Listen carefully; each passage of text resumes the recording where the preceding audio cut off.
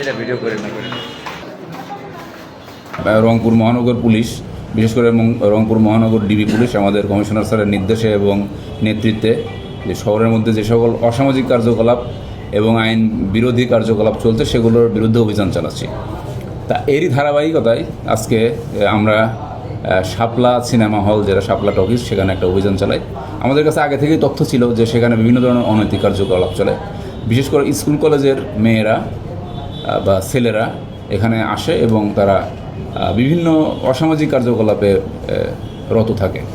তা আজকে ঘটনার তথ্য পেয়ে আমরা সেখানে অভিযান চালাই এবং সেখানে আমরা দেখতে পাই যে হলের যে 3 তলা আছে, সেকেন্ড ফ্লোর, সেখানে ছোট ছোট রুম করে দেওয়া আছে এবং এই ছোট রুম করা আছে 8টা। এই রুমের ভাড়া নেওয়া হয় 600 টাকা করে এবং পুরো সিনেমার যে সময়টা, এই সময়টা তাদেরকে এই ছেলে মেয়েদের কাছে দিয়ে দেওয়া হয় এবং তারা সেখানে নিজেদের ইচ্ছা মতো এই 3 ঘন্টায় যা ইচ্ছা তাই করতে পারে। এরকম একটা অভিযোগ আমরা পেয়েছিলাম এবং আজকে যে আমরা এটা সত্যতা পেয়েছি এবং পুলিশের লোকজন, আমরা যখন সিভিলেই তো থাকি, আমরা যখন ওখানে ওঠার চেষ্টা করি তখন হলের যারা কর্তৃপক্ষ আছে তারা আমাদেরকে বাধা দেওয়ার চেষ্টা করে।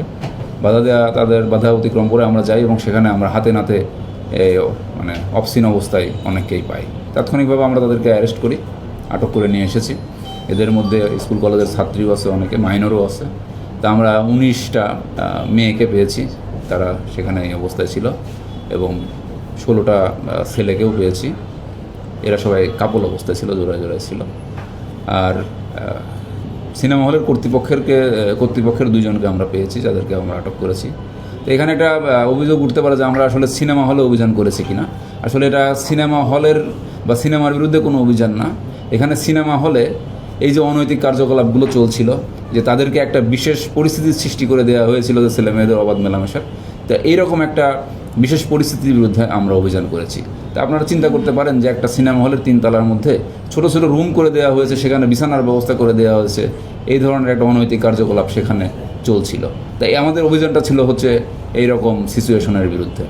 তো যাই হোক, যাদেরকে আটক করা হয়েছে তারা অনেকেই মাইনর স্টুডেন্ট, তাদের নাম পরিচয় আমরা প্রকাশ করছি না।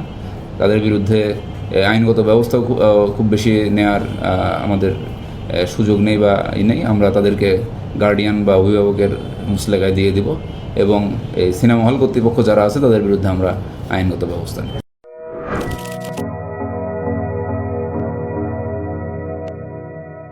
বন্ধুরা, এই ছেলে মেয়েগুলোকে দেখে মনে হলো, এদের গেট আপ বা পোশাক পরিচ্ছদ দেখে মনে হলো না যে এরা কোনো অভাবের তাড়নায় এসছে।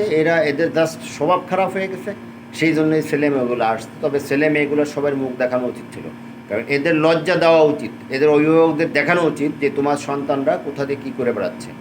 তাছাড়া এইখানে স্কুলে পড়ুয়া ছেলে মেয়ে 13, 14, 15 বছরের বয়সের ছেলেমেয়েরা, এদের সাথে যে ছেলেদের সঙ্গে আসছে, এদের সঙ্গে যদি চুক্তিতে কোনো রকম ভুলভাল হয়ে যায়, তখনই এরা শিশু নির্যাতন আইনের, শিশু ধর্ষণ আইনের মামলায় চলে যায়। অভিভাবকরা তখন সচেতন হয়, কিন্তু অভিভাবকদের অগোচরে না জানিয়ে এই শিশুরা যে যৌন কাজ করে বেড়াচ্ছে, দীর্ঘদিন ইন্ডিয়ানের চ্যানেলগুলো দেখে দেখে দেখে দেখে এরা পোক্ত হয়ে গেছে, প্রশিক্ষণ পেয়ে গেছে।